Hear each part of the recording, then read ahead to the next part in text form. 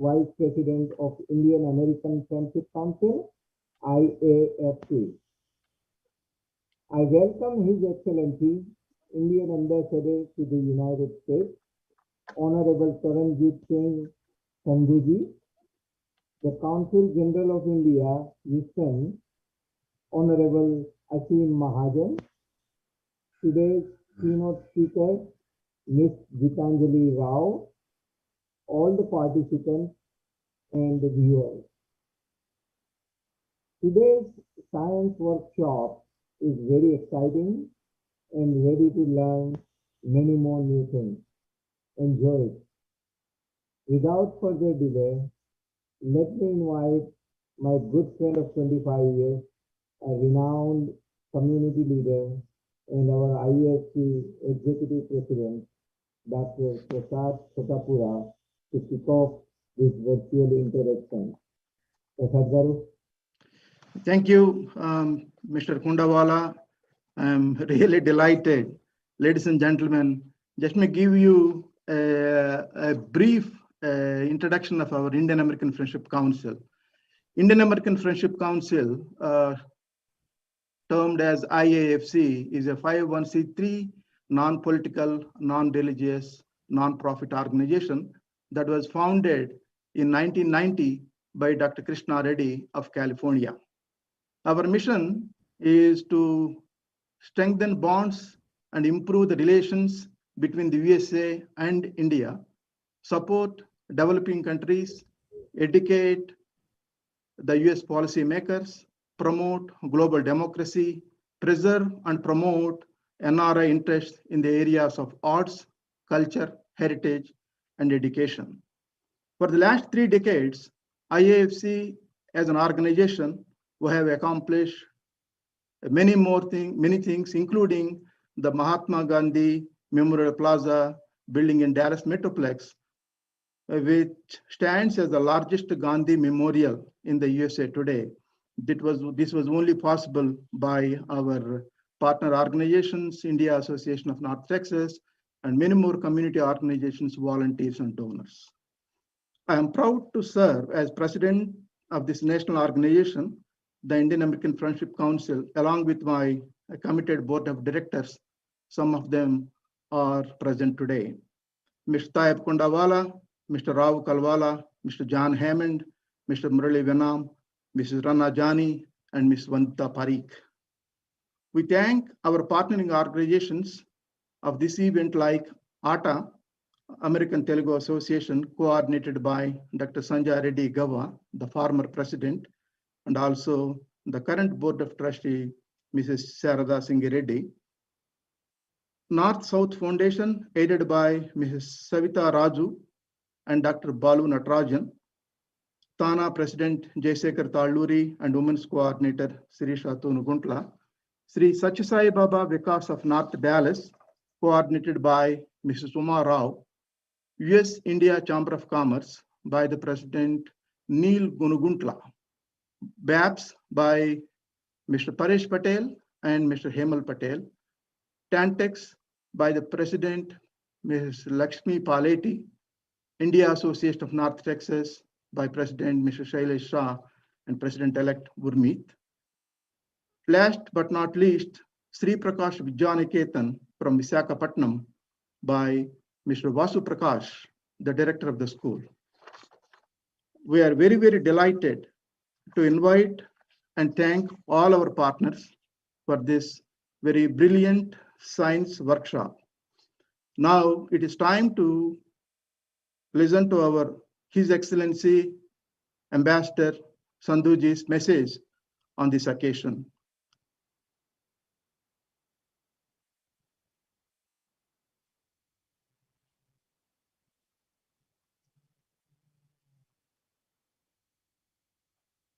Dr. Prasad Thotakora, President.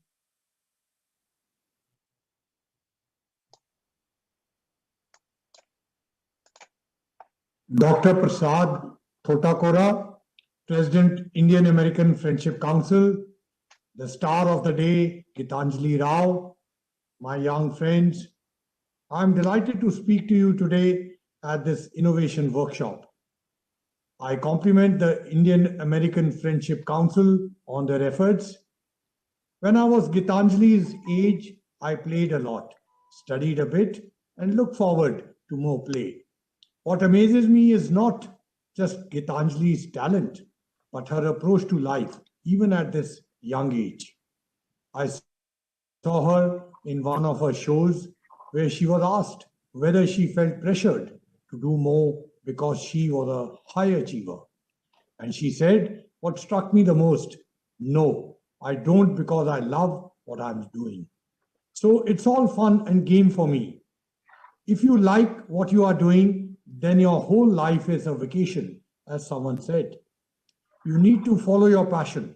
Each one of you, I'm sure, will have a different passion. It could be music, arts, sports, science, or literature. Follow your heart, follow your passion. Give it all you can. Excel in what you choose, not what others choose for you. To my young friends gathered today, do remember, while it is important to succeed, it's also important to fail. It is through failure, through mistakes, that you will uncover the proper way to do things, not just in scientific experiments, but in your lives as well. As Gitanjali says, if you did everything perfectly the first time around, what would you learn? Failure is not an end, it's only a beginning. So please do not lose heart. The third thing I want you to remember is that the great things, the most useful things in the world are rarely done alone. The truly important stuff requires teamwork. It requires you to work together so that you can learn from each other's failures and successes. You all know the right now we are in middle of a very difficult pandemic. A number of scientists across the world have worked day and night to produce vaccines in less than a year. This is the fastest that a vaccine has been deployed. It has been made possible only because of teamwork. My fourth message to you, it is not just enough that you study and imbibe knowledge. As a wise man once said, education is what remains after you have forgotten all that you have studied. You have to be good human beings, rule abiding, disciplined, and responsible citizens who can do good not just to yourself, but for others as well. India as a nation has always stood for sharing. Despite our huge domestic requirements, we have distributed more than 60 million COVID-19 vaccine doses amongst 76 countries of the world, and that too, a substantial quantity free of cost. Sharing is success. Today, Indian and American scientists and entrepreneurs are working together, building innovative partnerships that are impacting lives. From ocean exploration to satellite launches, from fighting climate change to using AI and IoT, from cybersecurity to co-production of defense equipment. There is no field in which India and the United States are not working together. Before I conclude, I also urge all of you to stay connected with India, the land of your parents and grandparents. It is indeed incredible in a million ways. Read about it, visit India if you get a chance, and be a strong bridge between United States and India. And do write to me about what you have learned about India and how we can do better for the people in both countries and the world at large. I look forward to hearing from each one of you. I wish Gitanjali and all my young friends here today the very best. And always remember to have fun in all the work that you do. Thank you. Thank you. Thank you, Mr. Ambassador. That is a great message. Probably you may know by seeing the flyer. This program is live telecast on Mana TV and the TV Asia Telugu and the Tana channel in FTV, Facebook, YouTube, several other media. We sincerely thank all of them for supporting this cause. Probably most of you may know, now we are geared to celebrate our Mother India's 75th Independence Day celebrations coming up. We are very, very pleased to partner with Consul General of India, Houston, on this occasion. This is our first program after announcement by our Prime Minister Narendra Modi ji. Now, let me take a few minutes to introduce our special guest of the day, Honorable Consul General of India, Houston, Mr. Asim Mahajan. Mr. Mahajan joined the Indian Foreign Service in 1998. He assumed the charge as the Consul General of India, Houston, in January 2020. Prior to this, he served in different capacities with various assignments, including the Ministry of External Affairs in New Delhi, Geneva, Malaysia, Bangladesh, Vientiane, Sri Lanka, Myanmar, Maldives, and Japan. Mr. Mahajan holds master's degree in diplomatic studies from the University of Oxford, UK, a master's degree in management studies from the Birla Institute of Technology and Science, BITS Pilani, India. The Consul General of India, Houston's office serves the thousands of Indian Americans on a daily basis, covering widely from states like Arkansas, Kansas, Louisiana, Oklahoma, Texas, Mexico, Colorado, and Nebraska. Now you know the reason why your visa or OCA or any other consular services get delayed a bit, sometimes, not all the time. Don't be panic. Just give yourself a lead time. We're very happy to note that Consul General, along with his wonderful staff, is striving to connect with all communities and serve their best with NRI needs. Mr. Mahajan speaks Japanese fluently, besides English and Hindi. He is married with a son and daughter. We welcome the Consul General of India, Houston, Asim Mahajan, and request him to address the gathering. Asim ji, good morning.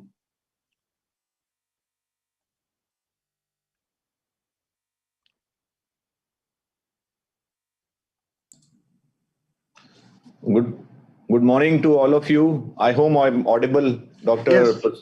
Yes, Dr. Prasad Thotakura, and star of the day today, as Ambassador mentioned, Ms.Gitanjali Rao. We are really proud of all your achievements, and members of the Indo-American Friendship Council, all these young students I can see on the screen. It's really exciting to connect with young people. I'm being very honest about it. I came in last year here from Geneva in January, and I had the good opportunity of visiting Dallas and some other places. But as you know, in the last year or so, we have been going through this pandemic and most of our interactions are virtual. I'm sure I'll have an opportunity to meet many of you in person also. India and United States, as you know, share a comprehensive strategic partnership. The important pillars of our partnership, Ambassador has also highlighted: defense, energy, security, but also trade and investment and growing people-to-people contacts. This part of United States shares very close multifaceted ties, which is manifest in this very large diaspora and a vibrant diaspora represented here. They are our very important partners.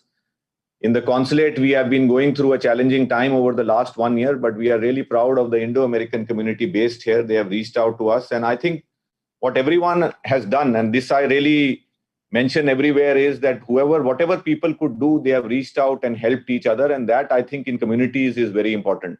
Today, Gitanjali is doing this workshop for the community, and she's going to address the children and guide them on to areas in which she has excelled. But as Ambassador said, each one of you, whatever you are doing, you should be proud of your own areas and be happy in what you do.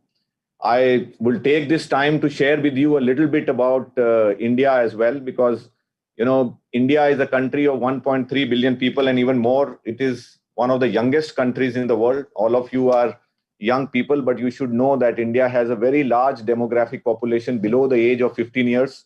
Our average age is only 29, and we have one of the largest trained pool of technical manpower. We have a very large number of schools, 1.5 million schools, over 40,000 colleges, 720 universities, and the education institutions are growing given the demographics of India. I'm sure all of you visit back home and you see the vibrance and the dynamism in the Indian youth.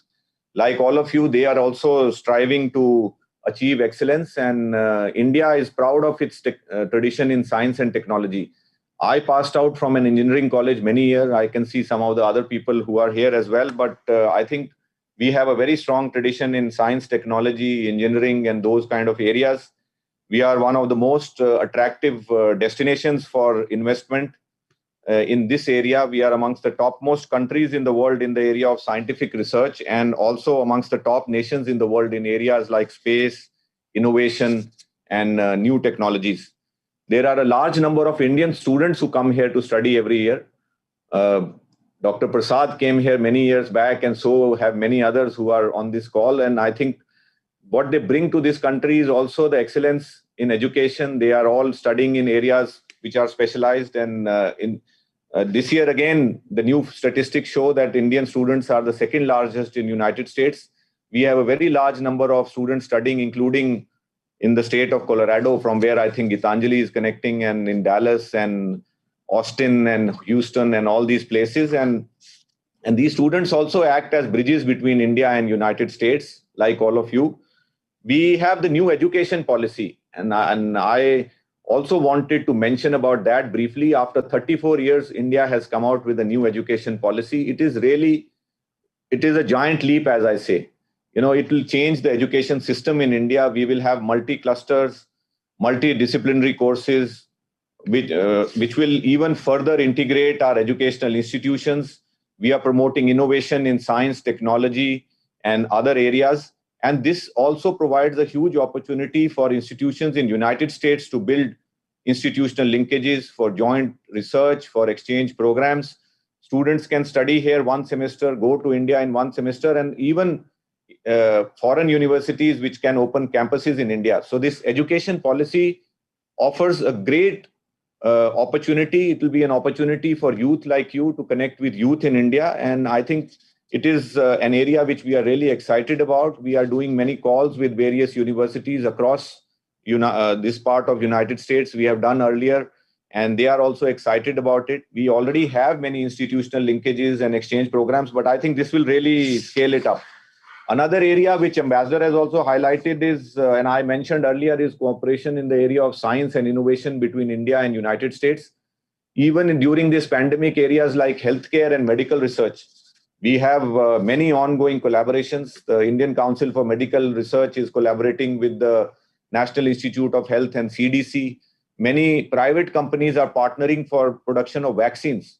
Some of the biggest vaccine India is the biggest vaccine manufacturer in the world. You know, companies in Hyderabad, Pune, which are globally acclaimed for manufacturing vaccines, they are partnered with institutions here. We have a very big ecosystem of doctors in the Texas Medical Center, for example, who are partnering with us to build linkages with medical institutions in India. In Dallas, we have a very big ecosystem of innovation, startups, and a lot of technology companies are connecting with us. We have something called Startup India, and I wanted to mention this because so many of youngsters are here, and I'm sure all of you are much more aware than me that what innovation means in the world today. I was in the World Trade Organization before coming here, and we have the trade-related intellectual property rights agreement, which protects intellectual property globally. Innovation and technology, I don't need to overemphasize, will be the future. And Startup India, many Indian young entrepreneurs, pass-outs have actually they have founded companies which have become unicorns. There is a huge potential to partner with companies in India in this area.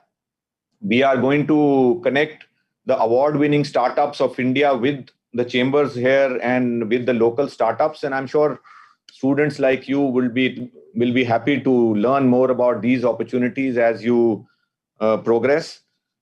The Indian diaspora, Prasadji already mentioned. I'm using the opportunity of this call to mention that we at the consulate really strive to serve the community. We have dedicated helplines by email and on phone, and we try to address them on a real-time basis. And over the last 1 year, we have received more than 60,000 calls. And when I say these are calls, these are about individuals who want to travel, who have some different needs.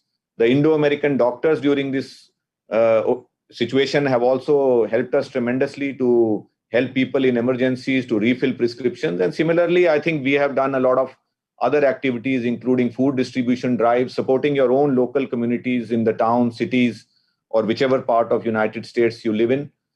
In terms of consular services, we have really brought down the turnaround time. Like so many other people, we have also tried to innovate. While in-person services are not there, but we try to, by post, deliver all the OCI, passport, other miscellaneous services on a real-time basis. And I'm sure that as things ease out and maybe later in the year, we will also bring our consular camps to different parts.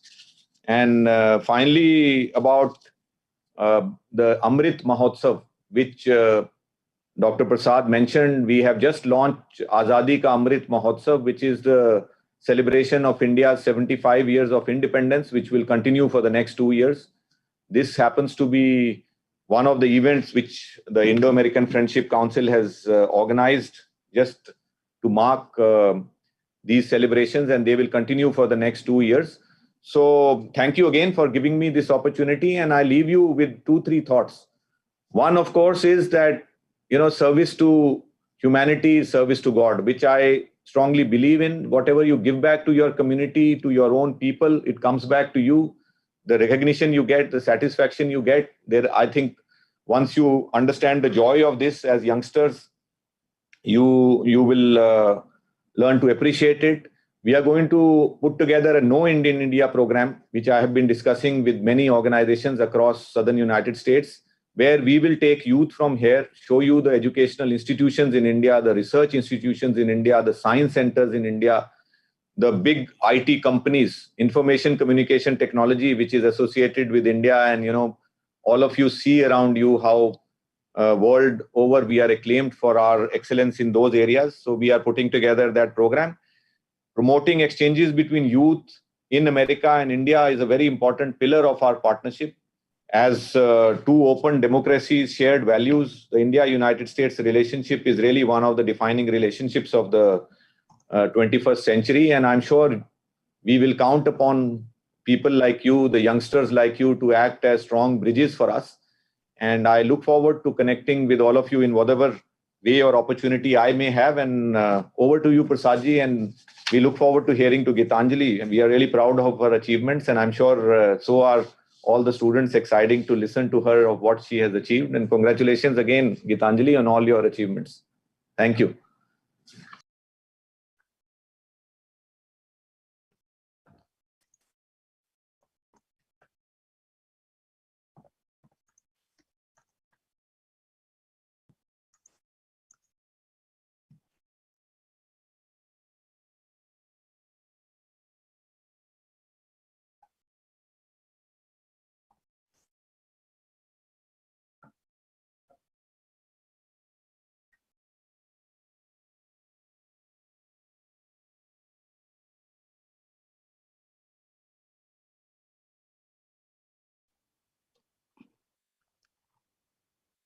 Thank you, Mr. Rasim Mahajanji.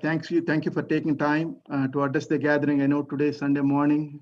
It is very nice of you to come and give a valuable message. Now, today's program, the star of the program is Gitanjali Rao. Dear students, ladies and gentlemen, good morning. It gives me an immense pleasure to introduce today's keynote speaker. Gitanjali is a 15-year-old, currently in 10th grade, attending STEM school, Highlands Ranch in Colorado, USA. She was honored as America's top young scientist and EPA Presidential Award for inventing her device, Tethys, an early lead detection tool. Gitanjali is also the inventor for Epionne, a device for early diagnosis, prescription opioid addiction using genetic engineering, and is conducting research at the University of Colorado. She recently launched Kindly, an anti-cyberbullying service agent using artificial intelligence and natural language processing.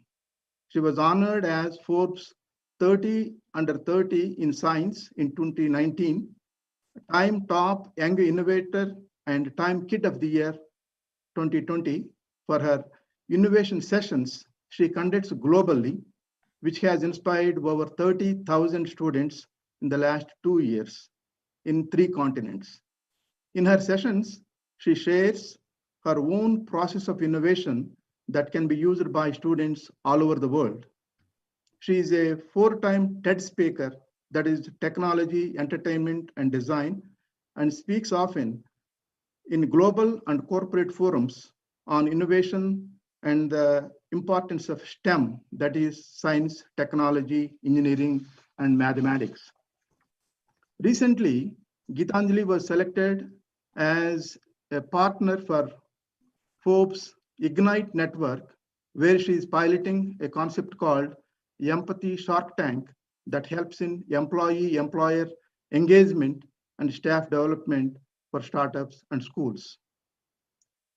By listening to her intro, if anyone is thinking that Gitanjali is a simple bookworm and doesn't devote any time for any other activity beyond education, science, and research, they are wrong. Look at some of her hobbies: playing the piano, Indian classical dancing, singing, swimming, fencing, and baking. She has been playing classical music for almost 9 years. She shares her talent of playing piano in local assisted living centers. She is currently working on her pilot license. Did I mention that Gitanjali also authored a book titled A Young Innovator's Guide to STEM, published by Post Hill Press? Here is the book she wrote. Wow, accomplishing these many tasks, really? How? It is simply her dedication, superbly planning, and wisely managing the same time you and I have. We congratulate Gitanjali's parents, teachers, and peers who are guiding in each step of her way to excel. Let us all welcome Ms. Gitanjali Rao, the future Nobel laureate, with a thunderous applause. Thank you, Uncle. I appreciate the introduction. Thank you very much. We are very, very delighted to have you, and all the stage is yours. You are going to guide from here, and you are going to give the guidelines, and we don't want to interrupt you in between. After you are done, then we are going to come back. No worries, no worries. Awesome. So I will take it away from here. So before I introduce myself, I'll shoot up my slides here. So I want to start with this broad idea of innovation, right? Like, we've heard the word get shot around. We've heard a lot of people talk about innovation as a whole, but what exactly is it? Right? What is everyone's opinion of innovation? And the way I look at it is honestly this idea of building and learning to solve a problem in society. And innovation can essentially be what you want it to be. You can make it into your own journey. And that's exactly what I want to do here for the next 30 to 45 minutes, is break down what exactly innovation is, and potentially by the end of it, have all of you create your own innovations, and really proving the point that if you can do this much in 30 minutes, imagine what you can do if you spend months or years on an innovation. So let's dive into this about what to expect today. So I'll talk a little bit more about me and my work. I'll go into innovating as well as the process of innovation. And I always like to end out my presentations on this note of competition and why it is so important in this field of innovation and why it's almost baked in. So to do a little bit about me, my name is Gitanjali Rao. I'm 15 years old and I'm an innovator, author, and promoter of STEM. I am basically really passionate about using science and technology to solve problems all around the globe. Just like you heard in the fantastic introduction, a lot of my work revolves around multidisciplinary fields or cross fields. So for TEPIS, which is my lead detection tool, I worked with carbon nanotube sensors, but also computer science-based technologies, as well as front ends on a mobile application. For Epione, which is my prescription opioid addiction tool, I looked at biotechnology and genetic aspects of opioid addiction, as well as focused on computational genetics for it as well. And lately, my service Kindly for anti-cyberbullying services were all based on artificial intelligence programs, as well as machine learning and natural language understanding and processing. So my work ranges across a lot of different fields, but more importantly, I'm really passionate about just using science and technology as that driving force of quite literally putting a smile on someone's face most of the time. Even digging deeper in, at the beginning of last year, I realized that I wanted to expand my goal to more than just innovation and work, or innovation and coming up with my own ideas, and instead inspire others to do the same. And that's exactly why I'm quite literally here with all of you today, right? I run innovation workshops for students across the globe to help get you guys involved in innovation, but more importantly, find your inner innovator and your passion for making a difference in the world around you. And sometimes it's really easy to find that passion, and other times it's really difficult. And basically all I want to do today is share some of what worked for me with each and every one of you. So let's dive right into it. My journey of innovation started in 2010 when I was introduced to this idea of building and creating. I created my first tool along with the team, actually, which was a chair that goes underground to save space on the International Space Station. It never ended up working, but it was always an idea I had. In 2017, I essentially created this process that I'm going to share with you today. I didn't know it at the time, but that's the first time I'd ever really saw this change in a way that I approach challenges and problems in society. And in 2020, and of course 2021, a lot of my work and my mission has been almost shifted to bring awareness on innovation, as well as build up this innovation movement and introduce innovation early into our education. So there's a lot of different things I'm doing, but they all align to one main goal of quite literally making the world a better place for everyone. So now we'll just dive straight into the process, right? So you've heard about innovation, you know what it is, but how do you innovate? A lot of times it's easy to realize that, I want to do something to change the world, but I don't know where to start. And that's exactly what I want to provide you a little bit of information with today. But before we start, I'd love to hear all of your opinions as well. And in order to do that, I'd love to hear what you like to do. And this could be something you like to see, like to look at, your hobbies, passions, goals, whatever in the future. And definitely drop them in the chat, in the Zoom chat, drop them wherever you would like to. And I'd love to read them out, or just take a second to write a few things down in your notebook. Just the goal of this, and it's not going to make too much sense right now, but when we dive straight into the process, it will make more sense. So for example, for me, I love baking. I love playing the piano. I love fencing. I love talking to my friends. There's a lot of different things that I love to do. And that's the reason, that those are the things that keep me going every single day. And those are things that you can innovate around as well. So if anybody wants to share, feel free to drop something in the chat. I'm seeing I love drawing, I love space, sketching and teaching, studying nature and swimming, great ones, playing basketball and tennis, reading books, great ones. Fashion, great one too. Piano, singing, classical dance, reading, writing, drawing. A lot of you guys love drawing and reading, writing, animating. That's a good one as well. I love watching Criminal Minds. That's probably my favorite one in here so far.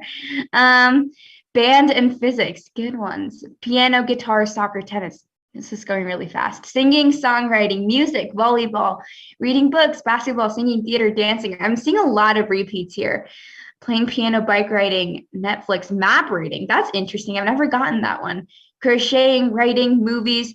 Great, great, great ones. So we're going to move on here in the process, but keep them coming because I'm sure someone would definitely love to check out some of these awesome ideas that you're coming up with as a whole. So keep them coming in the chat.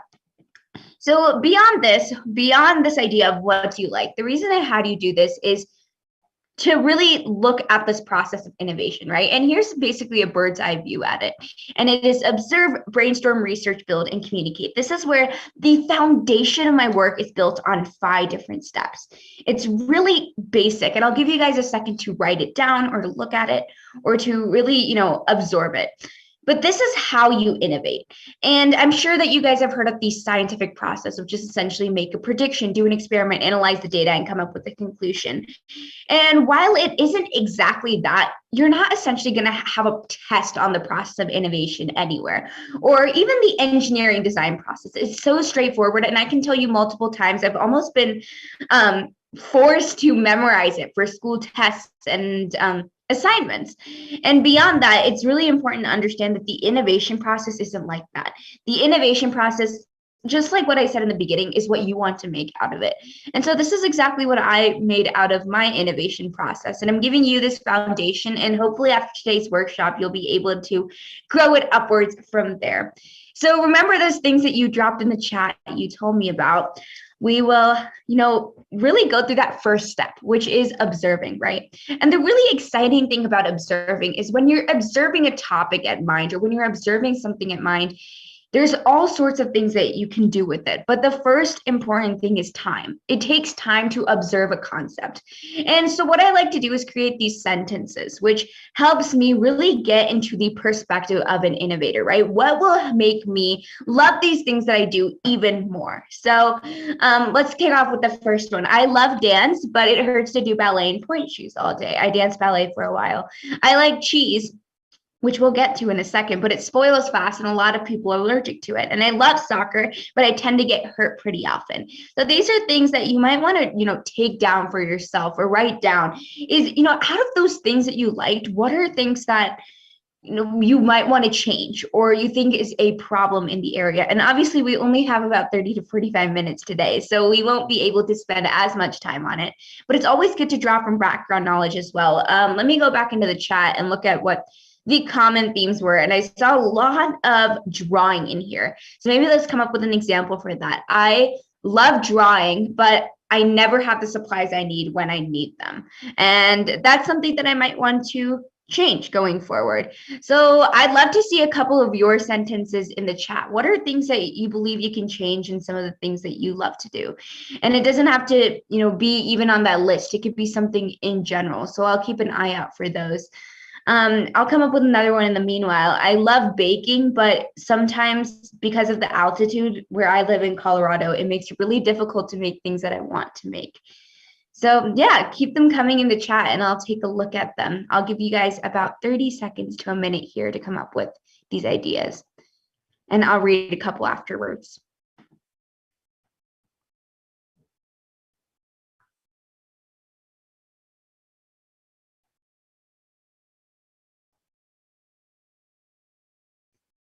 Awesome. I see things coming in. So I love crocheting, but my hands start to hurt. I love reading books, but I find too many difficult words. I love dance, but I don't have enough stamina after the whole day.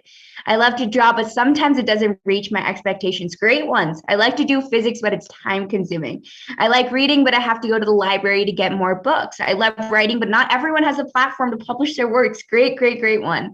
I love swimming, but I can get chlorine rashes from practicing from long hours. So keep them coming. These are fantastic ideas.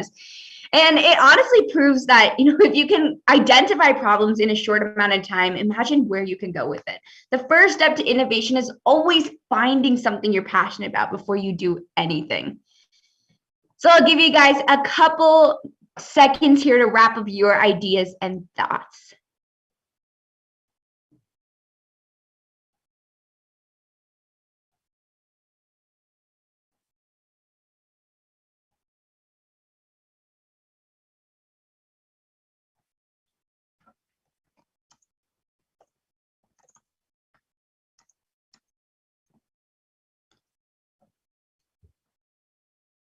Perfect, great ones here. So I'm going to put my slides back up and share a quick example that will help you guys with this as well. So when you see this little icon on the top right corner of the clock, what that means is things that you can do on your own time after, really coming up with your ideas. And so this is something I like to call a fishbone diagram. And what this allows I'm going to do is take a very, very broad problem and break it down into smaller problems. And this makes ideas more approachable. So here's the fishbone diagram I created for my device tetanus.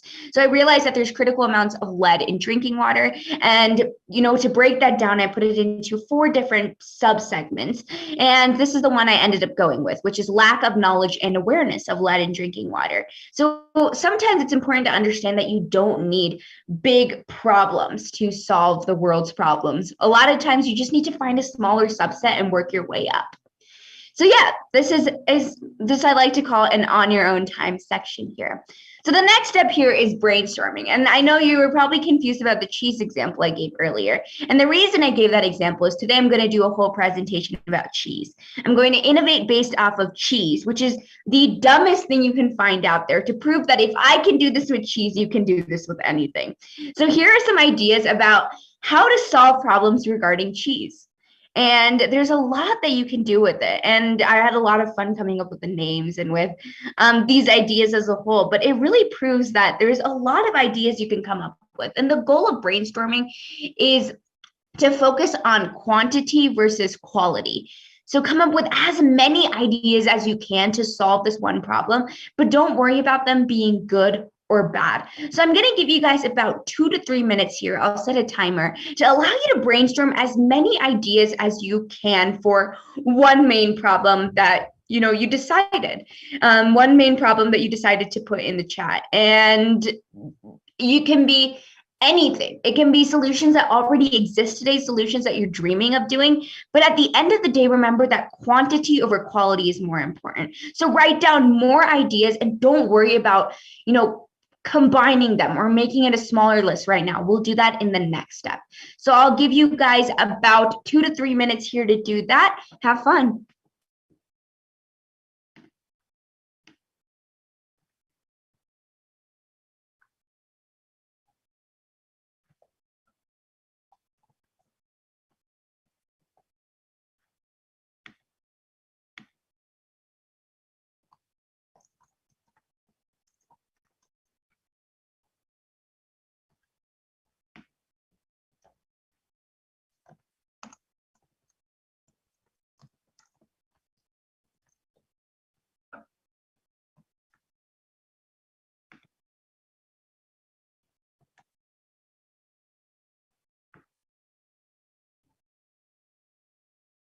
Yeah, I heard that.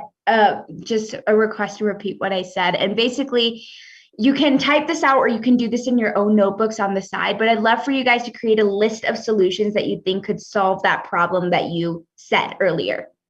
And it can be 3, 4, 5 solutions, as many as you get to in this time.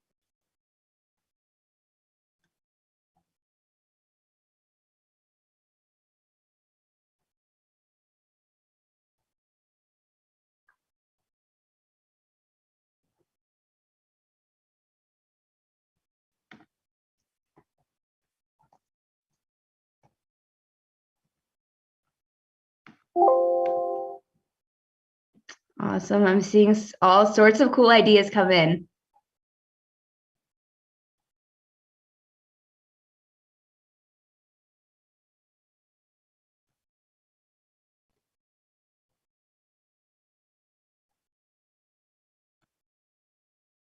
Great, great, great. These are awesome. Keep them coming. I'm sure everyone's drawing a lot of inspiration from these.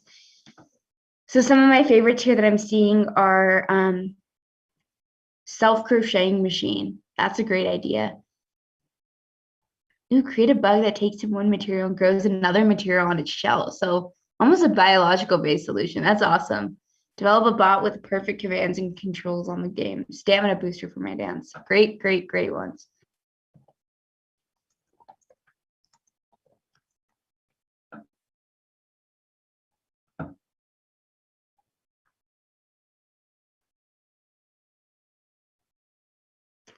Awesome, awesome. So let's come to a stopping point here so we can go to the next part of the process. I'll share a little on my own with you as well so that you know exactly what you're doing. But continue to drop them in the chat if you have any cool ideas. I'm sure a lot of people can draw a lot of inspiration from it. But here, what I want to do is when you have this list of ideas, right? And especially when it's a lot of ideas, it makes it a little bit difficult to sort it down. So I like to create something called an affinity diagram and break up my ideas into multiple segments. So treatment has 3 different ideas, diagnosis has 4, and prevention is 3. And then when we get to the research step, which is the next phase, which we'll talk about soon, you're able to really identify which section you want to continue to work on and which section you want to build upwards. So that's a little bit of a tip that you can check out for later as well. So let's even dive into the next step of the process, which is research. And you must be confused about what is going on your screen. And I was too in the beginning.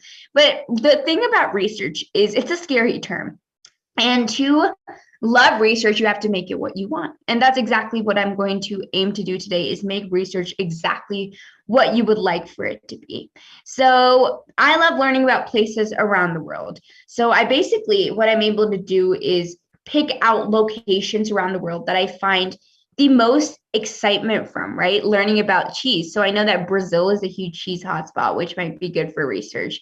And Germany has a lot of cheese eating, but lots of intolerancy. So what that means is there's probably something in German cheese, or, the way cheese is produced in German, that causes intolerancy. And that can cause me to do even more research. And obviously we don't have the time to do completely in-depth research today, but what I'd like you to do is use something called, obviously, your background knowledge, and see what you can do to essentially break down this list of solutions that you have into one main solution.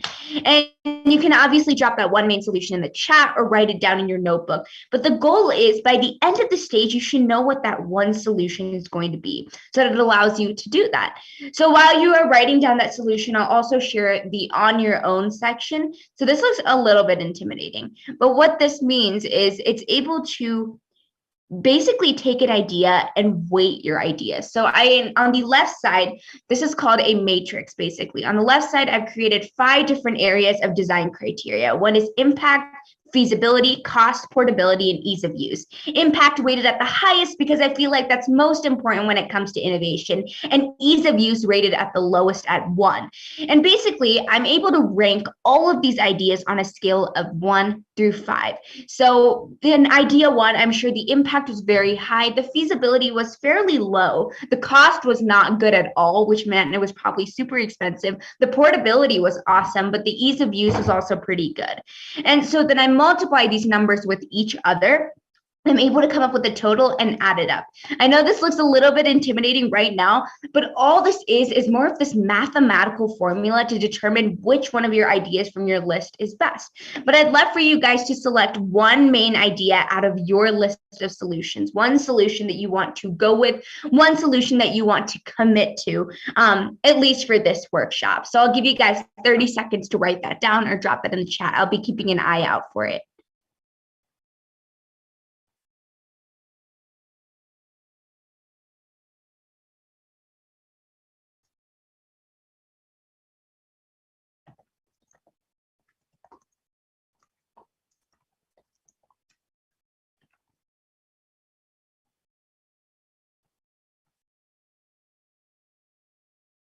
Ooh, I see a question. What do I mean by feasibility? So feasibility essentially means, am I able to accomplish this, right? So your idea could have a high impact. So if you were tackling global warming, that would have such a high impact, but it would also have an incredibly low feasibility because you can't do it by yourself without the latest resources in the market.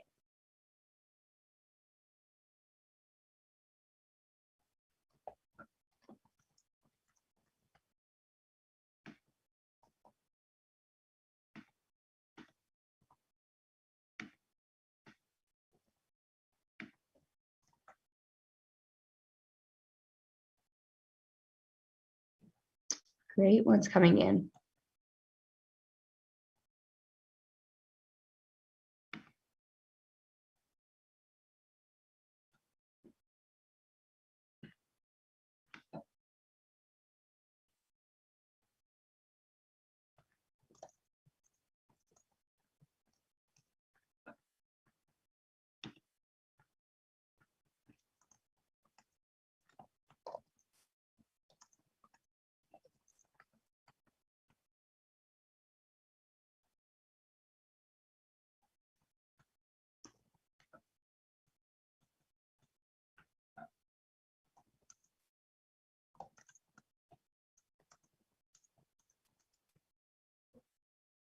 Cool.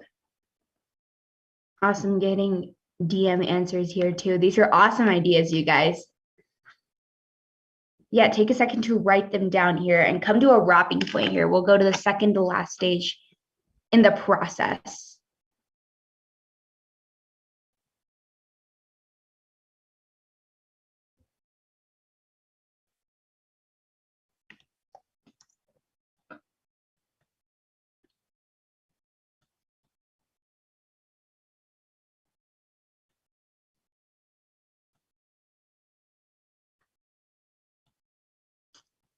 Awesome. So I'm going to put my screen back up here. These are great ideas, you guys. There's a lot that you're getting out of here as well. So what I want to share here is the build process, right? And I'm going to have you guys spend about 5 minutes drawing out your ideas. And hopefully, if you can, turn on your cameras and show us. But essentially, what you do during this process of innovation is essentially building, right? And I know that sounds really straightforward, but what I would like to really put out there is while it seems pretty early in the process still, it's the second to last step, meaning that I like to build before basically anything else so that I have this motivation to keep going with my ideas. So I split out this cheese idea into 2 different things, which is a physical product and a mobile app, and 2 different ideas that I have for each of them. And so the first thing you need to decide when building is what would you like to do? Would you like to create a physical product, a mobile app, or a combination of both? And I also want to share a list of fantastic building resources that I'm going to keep up here as well so that you guys can check it out, and I'll drop it in the chat so that you guys can, use it for future reference as well. But I'd love for you guys to see which one of these can you involve in the work that you're doing right now? And hopefully, you can draw out your ideas, maybe put a list of features versus functionality as well about your work, and essentially just get a more in-depth idea of what exactly you're doing and what the components of this idea might be. So we were talking about this drawing situation earlier, right? And what I wanted to share there is if I were to come up with an idea for some sort of way that I don't lose my color pencils and markers, it would be to essentially create a self-organizing box. And what that would include is maybe a phone app that connects to the box that's able to help me with organization patterns of my color pencils and markers, as well as little clamps, magnetic clamps that hold everything in place. So when one of the clamps is missing, it might beep or it might send an alert to my phone. That might be an idea, and I'll probably sort that out as well while you guys are coming up with your ideas. So in the meanwhile, I will drop this list in the chat so that you guys can check this out and see what you can do to improve upon your ideas.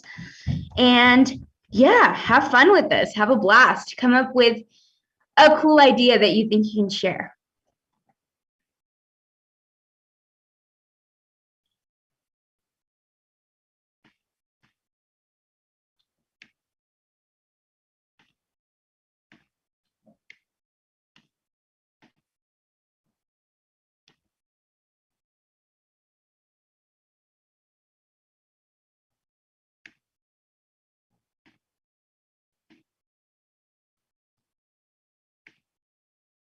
Ooh, people are saying that they think they can get a lot out of microchip sensors and wireless communications. Great ones. Those are awesome ideas.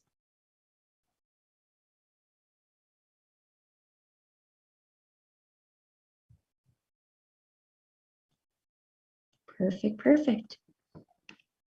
Awesome. So keep them coming. Hopefully you have maybe ideas drawn out, but all I want to do here is basically share the importance of communication as well before we have to move on here. And hopefully I can also take some questions at the end. So that's what I'm going to shoot up here is the importance of communication.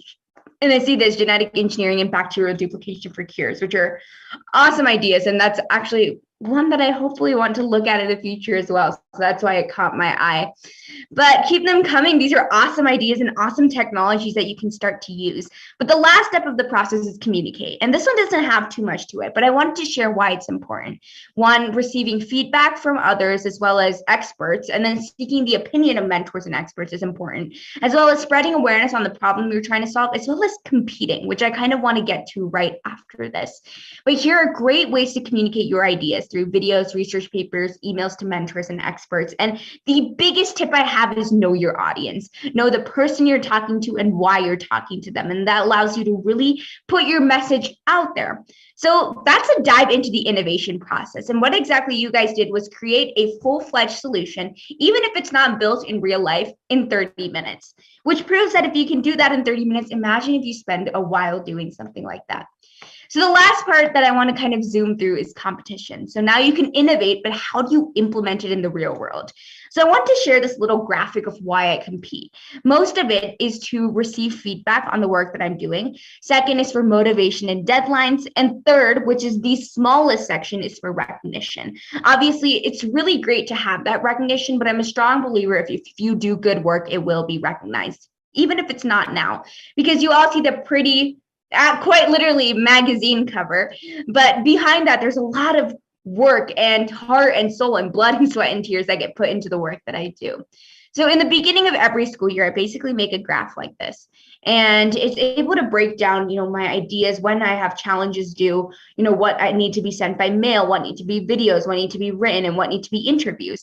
And that allows me to really dive into this process of innovation. And it gives me these deadlines to innovate and come up with ideas, so I keep myself on track. But I remember that innovation doesn't have a deadline. Even if I don't finish by a competition deadline exactly what I want to do, I keep working on my ideas, because innovation doesn't have a set deadline. And here I always like to share this list going forward, which I'll also share, about great middle school and high school competitions to start to apply to. I'll put these in the chat as well so that you guys can check it out.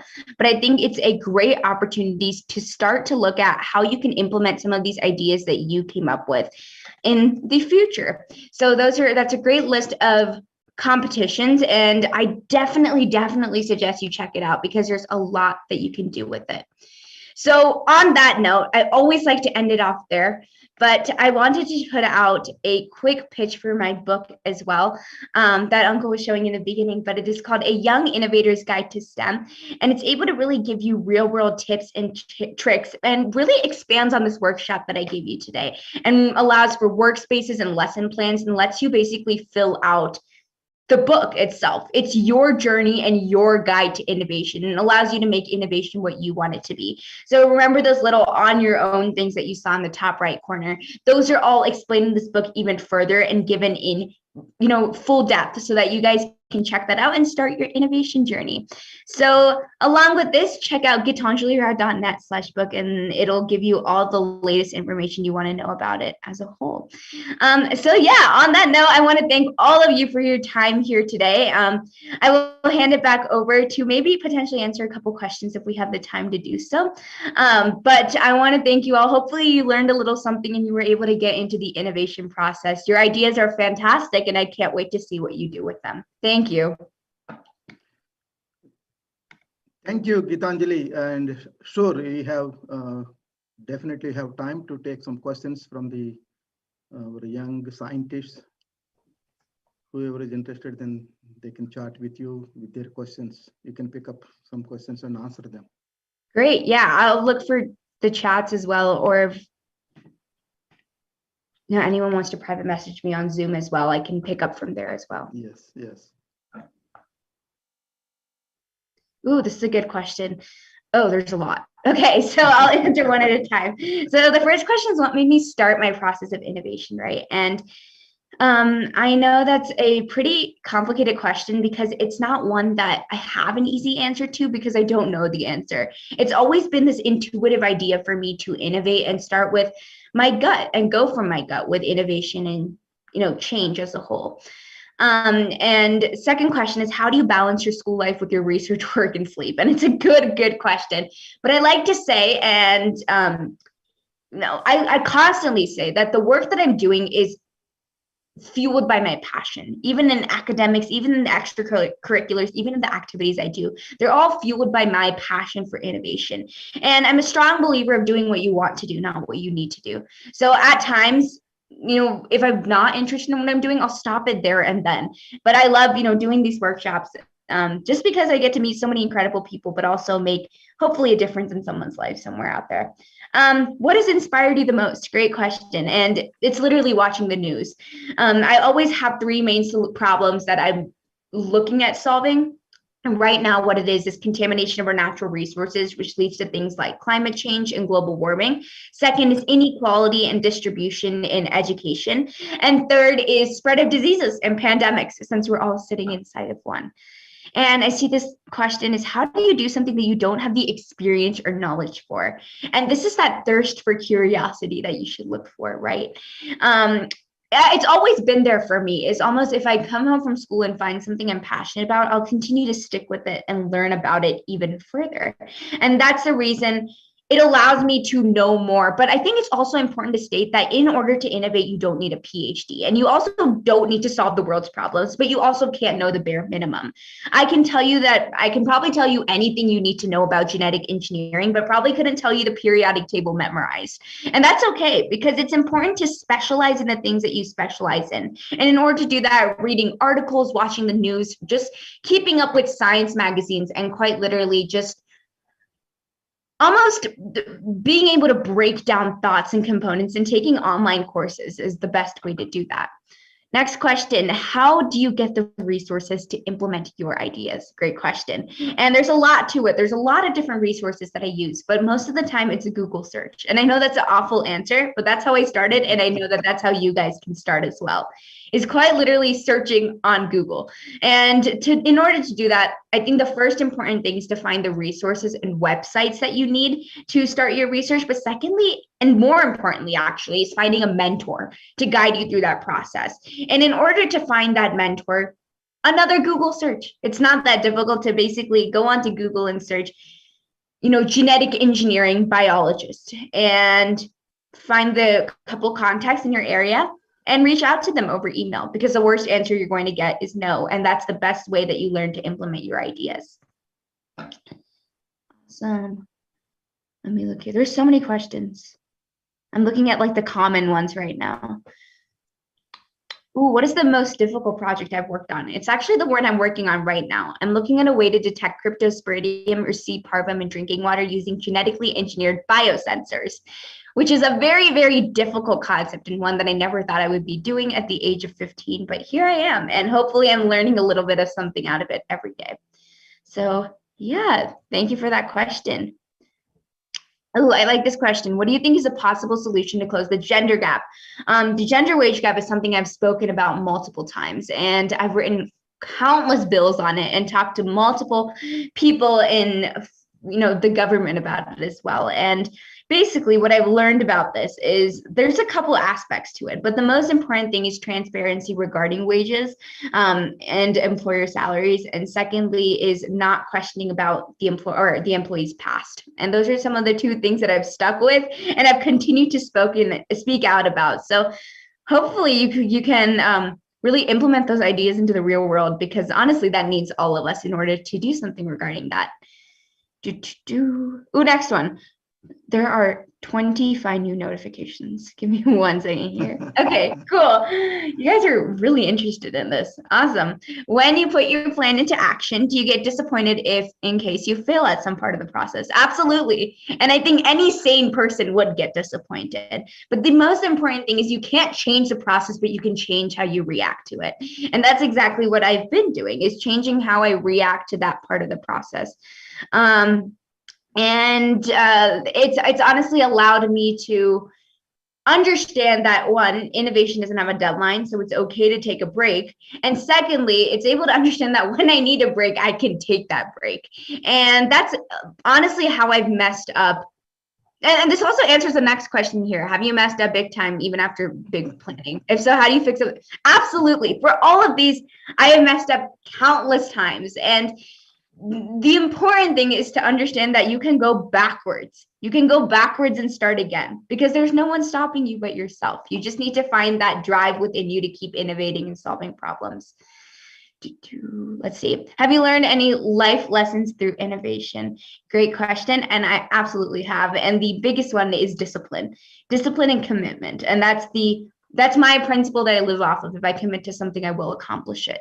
Whether it's something small like promising to call my friends in the afternoon, or something big like delivering a speech to the UN, right? When I commit to something, I do it and I get it done. And that's what's important. And that's the biggest life lesson I've learned. How do you start off your day? I like this question. It's very mild compared to the rest. I start off my day on my phone, like every other teenager. No, that's literally how I say, responding to texts and saying good morning to everyone. Yeah. What do I want to do after 10th grade? Great question. So I am right now a sophomore in high school, and I've honestly changed my mind every single day, but hopefully I would like to look at product design as well as genetic engineering and go into that as well. But also beyond that, find this, I guess, hopefully start up a company, be the CEO of a pretty big biomedical company. And I know that's like something everyone likes to say, but I don't know. I feel like it might be attainable in the future. I see. Who's my mentor? I have a lot of different mentors, but the one I'm working with right now is Dr. Michael McMurray at the University of Colorado, Denver, who's helping me out with genetic engineering. Awesome. Do I ever feel stressed or nervous before I do something? Sometimes, depending on the audience, depending on the crowd. I'm actually more nervous, interesting fact, to talk to 5 people than to talk to 5,000 people. It depends on the people I'm talking to, but most of the time I know what I'm saying, and I know that I know my content better than anyone else, and that keeps me going. Let's see. What is the best advice you've gotten and who gave it to you? I guess it's not advice, but it's lasting words. My 2nd grade teacher told me I was going to change the world someday after I spelled like fire hydrant correctly or something like that. And since then it's stuck. It's stuck with me for the longest time, realizing that, you know, I potentially have the power to do that one day. How did traveling impact your work? Unfortunately, during COVID-19, I cannot be traveling. Otherwise, I would be all over the world right now, not even at home. But traveling has really given me this new sense of perspective, right, of the world around me. And that's the reason why I am where I am today, is because I'm able to talk to new people around the world, able to adapt to new cultures, and able to adapt to new people. And that's the reason I'm an innovator, and that's the reason I do what I do. All right, let's see. What college do I want to go to? Good question. I do not know. Again, mind changes every single day. I definitely love MIT, Massachusetts Institution of Technology. Would hopefully like to go there someday, but also may study abroad. I don't know. Ideas change. What was the best ever thing that happened in your life? Being on the cover of Time magazine. What is your dream job? CEO of a company. That's the ultimate dream. But also to like, sometimes I want to be an astronaut. It depends on the day. Yeah. What gives you the motivation to go on and do something you never thought of? And the motivation from that is honestly seeing people in need, right? Seeing people who need help but don't know really where to go with it. And that's how I'm able to essentially be an innovator, is realize that these are the people who, you know, have a future in front of them but just don't know. I'm innovating for those who can't. And that's really what drives me and keeps me going. What do I do in my free time? I do a lot of things. I've recently been wasting my time talking to my friends a lot. But beyond that as well, you know, playing the piano, I bake a lot. I'm working on my pilot's license. I can't drive a car, but I can fly a plane, which is my biggest flex. So yeah, those are great ones. A social life is important for any human being, especially like a teenager. How do you balance your work and social life? So I bet I could answer this in a different way as well. And the best way that I'm able to balance this is by understanding that one thing drives the other, right? You know, while I'm able to do my work, I'm still able to manage the people that I talk to and how long I talk to them for. And, you know, in the middle of the day, I quite literally section out times for myself to, you know, talk to somebody or to finish my work or to do homework or to do a speaking event or something like this. And that allows me to really go above and beyond what I thought. And sometimes it feels like I have more than 24 hours in a day for that reason. Do I watch anime? No, I do not, unfortunately. I've watched like 2 episodes, probably. Pilot's license, what for? Great question. I'm a very interesting character, meaning that I will do the opposite of what everybody else is doing for the sole reason that it is the opposite. So when everyone's getting their driver's license, I'm like, oh, no, I'm going to get my pilot's license instead. My dad also flies planes, and he has his private pilots, and he got me involved at the age of 4, the ripe old age of 4. And since then, I've always been so passionate about planes and aeronautics, and that's the reason I decided to learn how to fly a plane. Ooh, good question. Do I ever feel pressured when everyone gets to know about my work or my works and ask what's next? It's never pressure. Really, like, obviously being in the public eye, especially as a kid, is a little bit intimidating. Even with like something as simple as like people taking selfies with you on the side of the road. It's a little bit weird for sure, but more than that, I think it keeps me going when people have expectations. I'm a very competitive person, if you didn't know that. And more than that, I'm also very motivated by people around me. And that's the reason I am who I am today, is when people ask me about questions like, oh, like what's next? I know that I have to do something next, and that's what allows me to do it. How do we concentrate on anything we want to do? And obviously, I'm not the great person to answer this as well, because I'm still a teenager, still like social media, still like talking to people.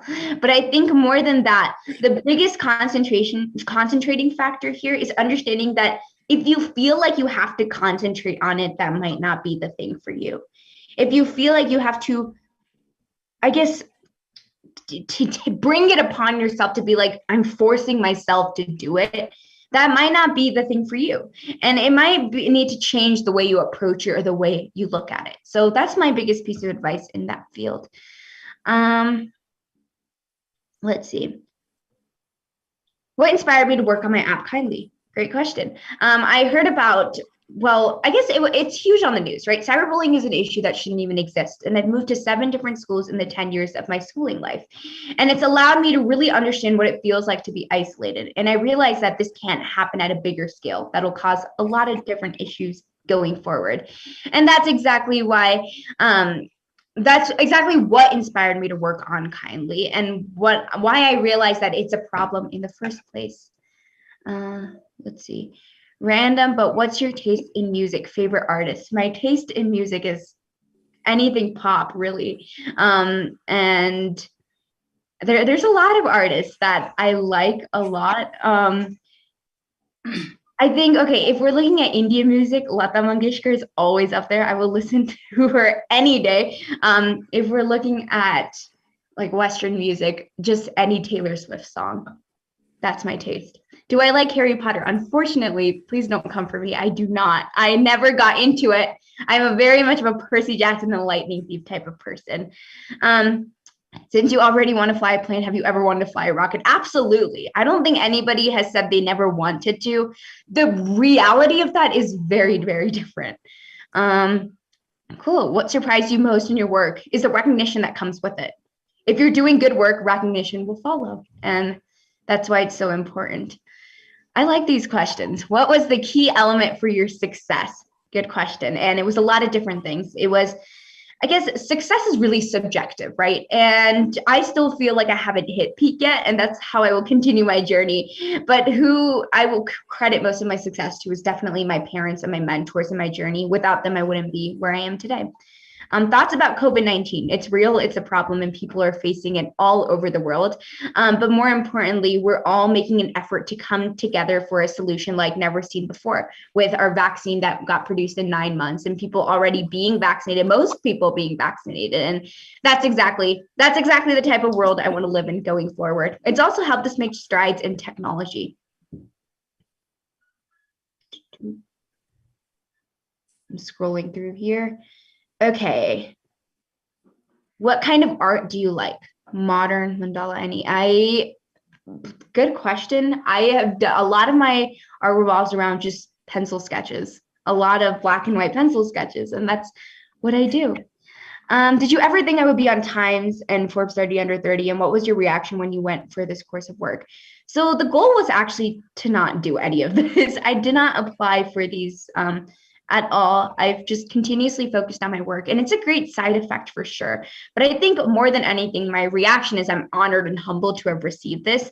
But beyond that, it set up this platform for me to amplify my voice and solicit new innovators. And that's quite literally what I'm proud of. That's exactly why I do what I do. Great. We have about 10 more minutes here for questions, so I'll see how many I can answer here in the meanwhile. Oh, good question. Is it okay to do a project on something that's already been done? Yes. So in my book, I have this chapter on innovation versus invention, right? And the thing about innovation is taking what's already out there and improving on it for the betterment of society. And that's exactly how you should do it, is find something that's already been done and see how you can make it even better. That's exactly what innovation is. How would I describe myself in 3 words? Curious, exuberant, and chaotic. How do you find your passion when you're interested in so many things? Great question. And the important thing is to identify that your passion isn't just one thing.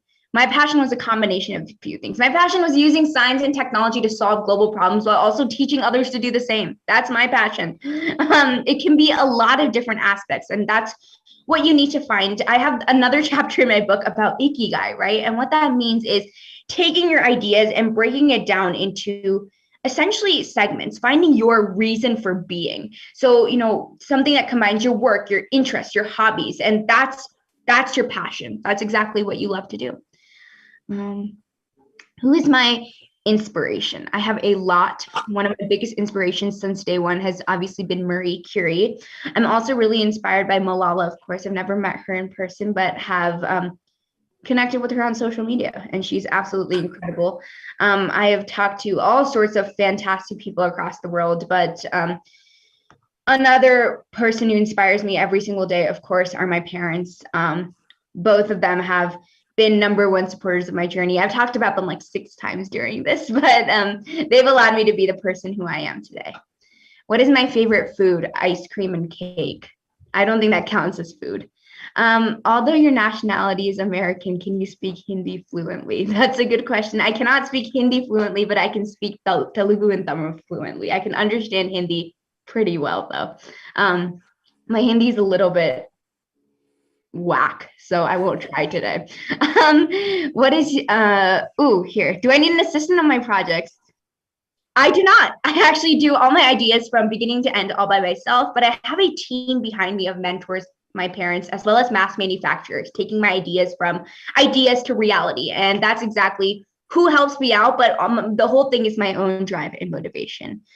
Thank you for the kind comments in here as well. I really appreciate it, you guys. How much time do I take on my projects? Anywhere from 3 days to 3 years. It depends on my motivation and my drive to solve problems in society. So it really depends. Have you been keeping up with your dream, or have you ever given up?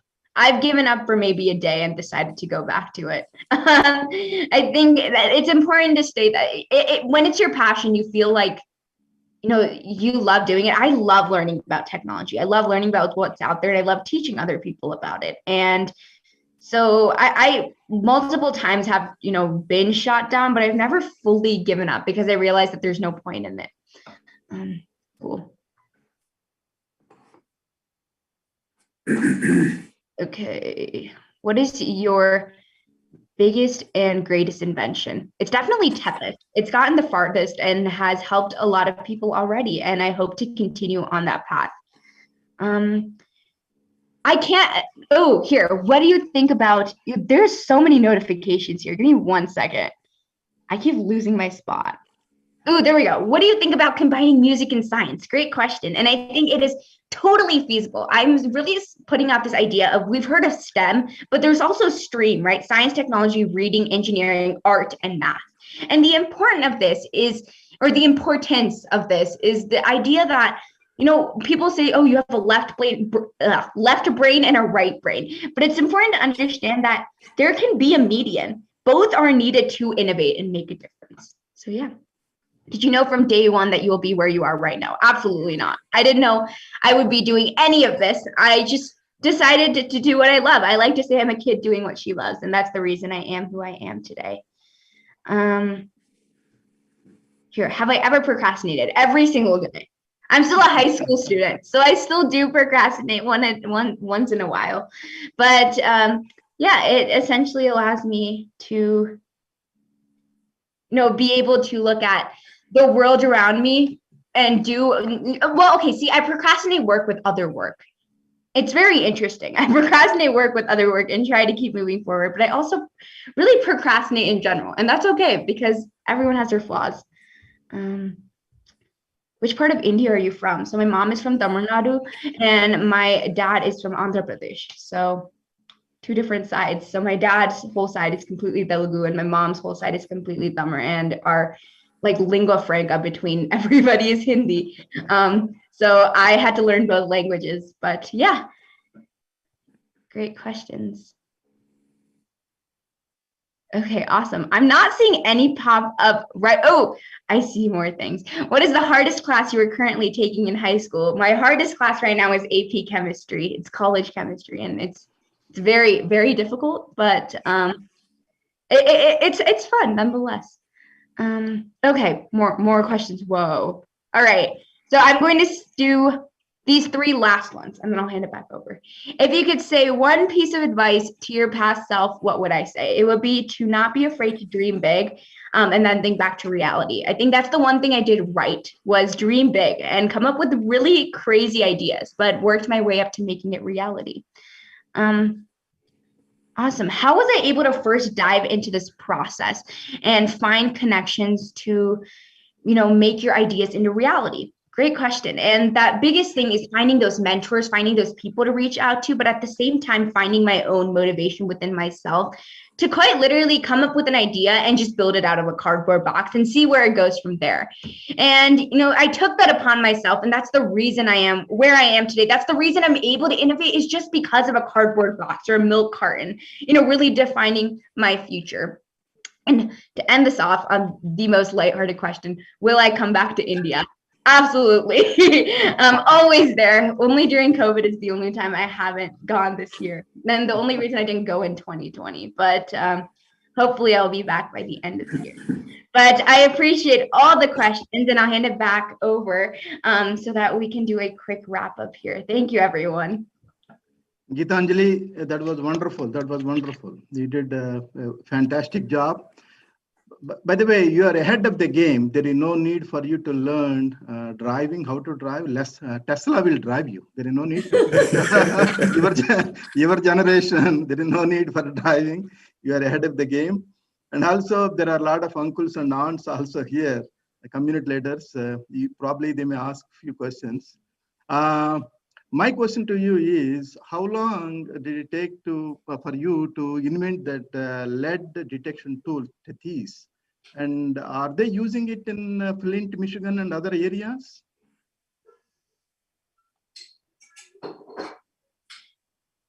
Yes. So for the tool itself, it took me 3 months to bring it from idea to reality. But beyond that, I'm still working on it, and it's a patent pending device right now.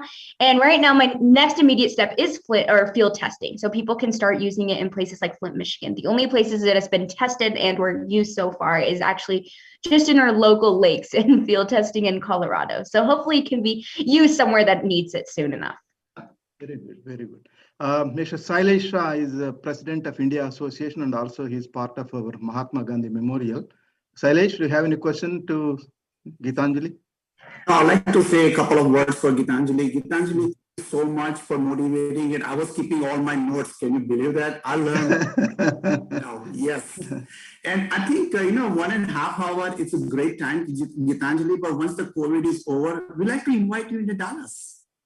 Absolutely. I would love to be there. I have a lot of cousins that live in Texas. Right. So I'd like to invite in Dallas, and thank you so much for all the participants. I see a lot of kids, students already out there, and I'm sure this one was one of the best sessions we have. And Dr. Prasadji is very good. Thank you so much for hosting this whole great event. And thank you so much, Gitanjali, and wish you all the best. Actually, we could have met her in person in Dallas. That is, we have open invitation for her. Unfortunately, the situation is not right, but she is going to come and she is going to meet with all of us. And as Gitanjali knows, that Dallas is the place you need to visit. There Oh, are absolutely.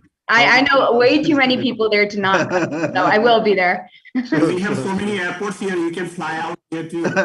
I will, I absolutely will. No, good. Thank you so much, Gitanjali. Looking forward to and wish you all the best in your future too. Thank you, sir. thank you. I appreciate Thank you, it. Sailesh. Here you go, our Mrs. Ranna Jani, our Board of Director for Indian American Friendship Council. She can teach you Hindi and dance also. She is a dance teacher too. Ranna ji. Hello. Very impressive, by the way. I am extremely impressed. How wise you are at such a young age. And truly appreciate you inspiring all these youngsters here today. And congratulations to you, but especially to your parents for raising such a grounded, intelligent person you are, you know? And yeah, like Prasad ji said, I teach dance. So I love the fact that you learn dance. But thank you so much. And hope to see you in person someday in Dallas, right? Yep. Prasad Garu, who is Srinivas Rao Garu here? Yeah, he is going to say the first person. I'm going to invite him in a few minutes. Lakshmi Paleti is our local Telugu Association president. Lakshmi Garu, do you have anything for Anjali? Yes. Hello, Gitanjali. It's like a good session today. Every of our kids are very interested to listen to your voice, and they got what are the questions they had, and you already explained them. And it's a pleasure to us. We are inviting to Dallas also. Whenever you are, it's welcome to Dallas. And also one more quick thing. It's in this small age to become a scientist. That is, and your parents are very proud of you. And we are also proud of you for that. Thank you, Anjali. Appreciate it. And, we all welcome to you. Thank you, Lakshmi. Thank you, Lakshmi. To Thank you, inviting all of our kids to thank you. This workshop. We'll be in touch. Yeah, thank you. Rao Kalwala is our Vice President of Indian American Friendship Council. Rao Garu, do you have any question? Sure, Prasad Garu. Gitanjali, that was a very impressive presentation. I myself have some ideas. I'm going to apply the process and see if I can crystallize some of my ideas.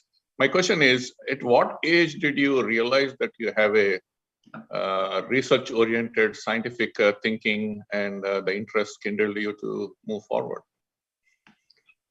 Yeah, so it was a variety of different ages, but honestly, that moment where everything came together was actually at the age of 3 or 4, where I realized I had more of an excitement for science. My parents realized it as well, and that's the reason I am where I am today.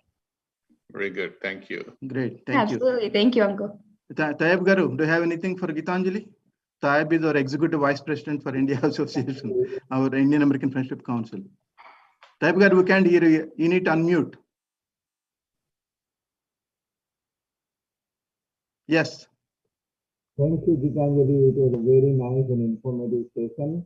And normally I don't sit on the computer screen this long, and I have not gone to even drink water today. Thank you. Thank you. Thank you so much.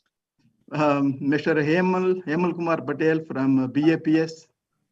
Yeah, thank you, Mr. Prasadji, for inviting BAPS, and Gitanjali, like what a achiever. And actually, I've seen your program about that late detection on, I think, in Alonso or somewhere, and I was so impressed, and I was looking for opportunity to meet you and look at more your invention. And for today's program, it was fantastic, and I just put a note to Mr. Prasad that I'm coming from software background, so I know what this innovation is, and like now you have inspired me, not only these kids, but also inspired me to put out some ideas. So thank you so much. And like others said, we welcome you to Dallas and hope to meet you in person. Thank you. Thank you. Thank you so much, Uncle. As I told you in the beginning, this is the book, and she also showed you. And this book is available, A Young Innovator's Guide to STEM, as I told you. Then you can buy this book in Barnes & Noble or Amazon. It is available all over. I really encourage you all the organizations and individuals to buy this book, not to support her, but to know what it is. And unless you read something, you don't get any ideas. And especially at her age, writing a book is not a joke. And anybody can write a book. If older generation writes a book, that is in a different wavelength.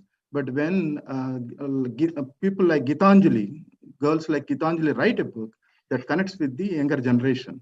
So it is very, very important to read these books and find out. And you may be another future bright student, bright scientist you can become.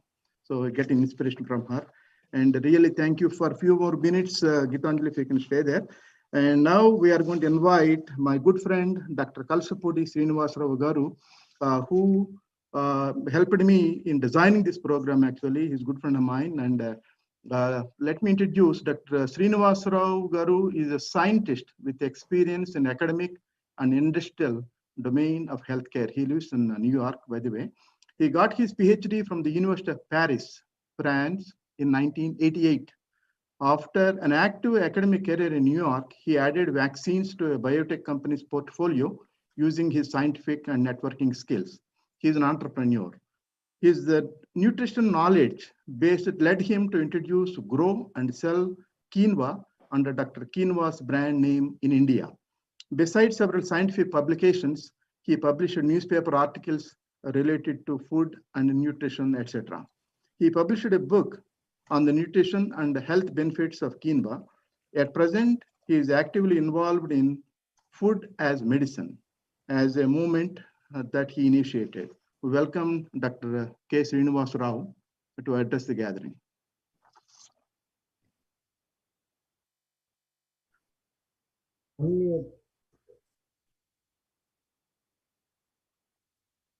Hello. Yes, we can hear you, sir. This is a wonderful session. And there is something special about her face, Gitanjali Rao. As Prasad introduced me as a scientist, I would not say anything without a proper reason. The first time I heard her name is not from anyone who is an adult who can read. It is from my granddaughter, 4 years old. She saw her face on the Time magazine and she said that I want to speak to her.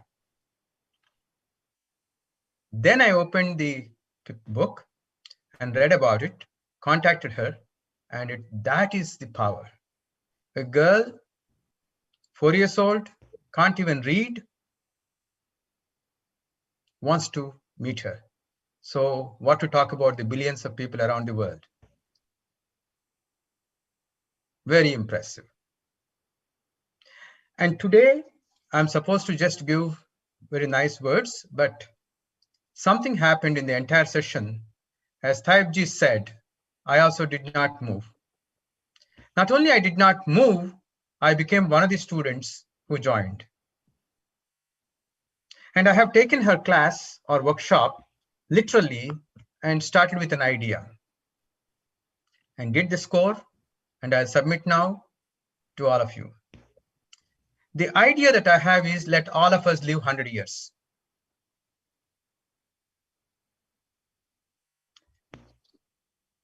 The impact, tremendous, right? Everybody wants to, but still I gave only 4 as score. Feasibility, yes, it is possible in different ways, because 3,000 years ago in Atharvana Veda, it is very clearly mentioned in the chapter 19, 67 mantra says, may we live 100 atoms. Jivema sarda satam. So 3,000 years ago, humans thought, yes, it is feasible. So I gave score 3, considering various other factors. And the cost is not much, because I have some readings of Ayurveda. Based on that, I know it will not cost much more than what we are spending on our medicines now, or far less. And the portability, anywhere in the world it can be applied. So I gave 5. Ease of use, yes, if you are making food as medicine or food to live long, 100 years, is possible. And therefore, ease of use is very simple. So I gave 5. The total score is 1200. She asked me to multiply all of them. So I did. So it is very clear that this is something that can be done. But how? It is not making a new product. It is not making a new invention. It is just getting the knowledge and awareness to the people around the world. How do we do it? I thought about it and also experimented. Let us develop the knowledge about food as a game, like a Jeopardy. Most of the food items that we eat are from the more than 10,000 edible plants on earth. We have made a list of 500, out of which we have a 200 list. If you allow me to share my screen, I can show right away. We have 200. This is 100. Another sheet will have another 100. So we have all this information. We actually made the Jeopardy kind of game where Gitanjali Rao was earlier there. But at that time, I did not apply all these ideas. I just did it. It was done on December 25th for International Science Festival. But now, after taking her workshop, I'm much more convinced that this can be a game. And I request all of you to give your thoughts, ideas, and support so that this eventually become like a Jeopardy game in every country, in every language. Thank you very much. And we have a small gift for all of you, and that is a book.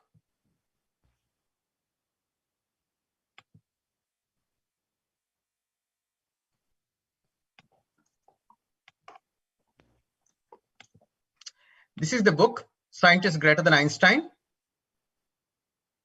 You all should read this book. And this is an electronic copy. It is for a free download. Prasad Garu will send the details to you. Thank you very much.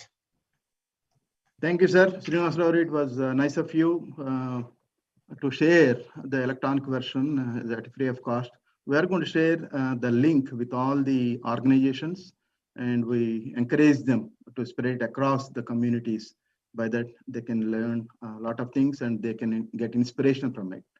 Now, it is my great pleasure to invite Mr. Rao Kalwala, our Vice President of Indian American Friendship Council, and he works with us hand in hand, a good friend of mine, and he's going to say a few words in his closing remarks. Thanks, Prasad Garu. I'd like to thank my sincere thanks to His Excellence Honorable Sri Taranjit Singh Sandhuji, Ambassador of India to United States, for his inspirational message earlier today. And also thanks to our Honorable Asim Mahajan, Consul General of Houston, for his support for this event, as well as his support for Indian American Friendship Council. Now I'd like to express sincere thanks to Gitanjali Rao, America's top young scientist at age 5, for her dedication and time in conducting innovation workshop. Gitanjali, Indian American community is very proud of your achievement. I myself, when I saw your Time magazine shared on Facebook and on the WhatsApp groups, we take great pride. And I wish you Nobel Prize in a short time. And our wishes to you all along. And thanks to Dr. Srinivas Rao Garu for his views, and thanks to attendees and participants. Special thanks to our IAFC chairman, Dr. Prasad Totakura, good friend of mine, and has been a visionary and long-standing dynamic community leader, not only in Dallas, throughout the country. He helped thousands of people influence in India and in this country, and for taking the initiative and organizing this event. Thanks to our board of directors, and thanks to supporting organizations, ATA, TANA, North-South Foundation, Tantex, US India Chamber of Commerce, IANT, BAPS, and Satya Sai Vikas. Lastly, I want to share a quote by Swami Vivekananda, who delivered this quote over 100 years ago, and it's very relevant to this workshop.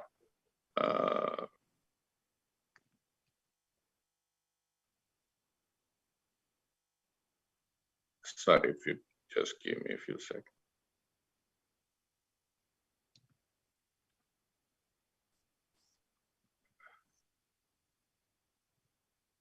Okay, he said that the present system of education is all wrong. The mind is crammed with the facts before it knows how to think. Control of the mind should be taught first. It takes people a long time to learn things because they can't concentrate their minds at will. Anybody with a degree of concentration is sure to master any learning with the depth and speed. Thank you. Thank you, Rao Garu. Really appreciate your kind words. Gitanjali, we stole 10 minutes extra from you, and we will pay you back. So really happy to see you, and pleasant session. And we get a lot of inspiration, not only younger generation, actually we are getting the inspiration out of your talk. So hopefully we will be meeting soon in Dallas, and that is your first stop. After COVID, you are not going anywhere. After Dallas, you are going to New York, okay? Then before that, you are not going anywhere. So lovely to see you, and we wish you all the best, and say hello to mom and dad and all our friends. And it is very pleasant to talk to you, and we hope to see you soon, and wish you all the best out of all organizations and communities.